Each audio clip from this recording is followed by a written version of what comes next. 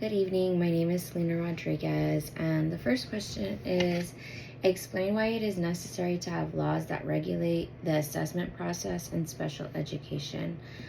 I believe that having laws and regulations within the special education system is important because this ensures everyone's accountability in the assessment process. So it also provides fair and comprehensive and respectful to the students' rights.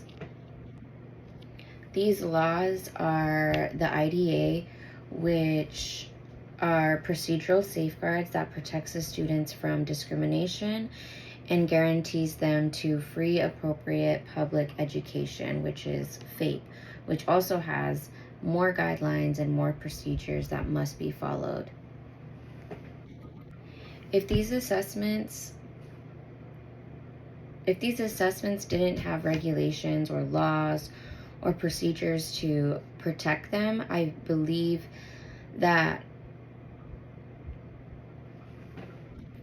the assessments can turn into being biased or incomplete or denied, sort of like in, I think it's Kira's case where the team wanted to take like 3 to 5 months to complete it. That is denying Kira's education, a free appropriate public education, since she isn't getting the education that she deserves because there is no supports or no accommodations or modification in place because there isn't an IEP, because the assessment isn't done within the 60-day timeline.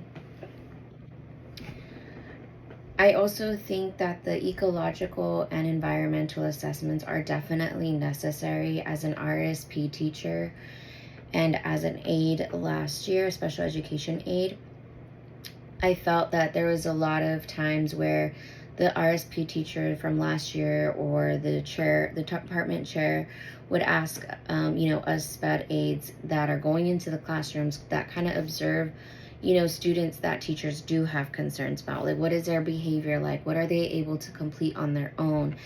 And then also in turn communicating with the parents, like what can they do at home on their own? Can they get up on their own? Do they brush their teeth on their own? Can they eat on their own?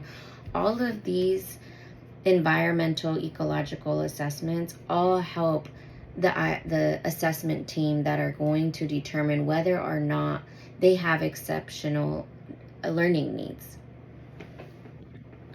All in all, I believe the regulations and to the assessment process is necessary to protect the children and their free education. And I also feel that the assessments, the non-formal assessments and the observations, kind of like what Miss Simone did for Kira. She did the informal assessments and then had all of this evidence and all of this observation to turn around to share with mom and say, like, this is what I'm seeing, this is what's going on, this is the work she's producing, and it's not at grade level.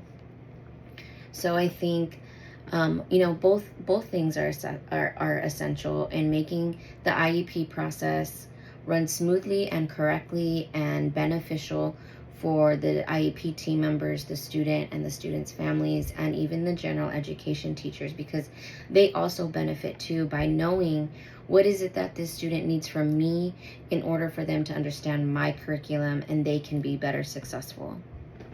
Thank you.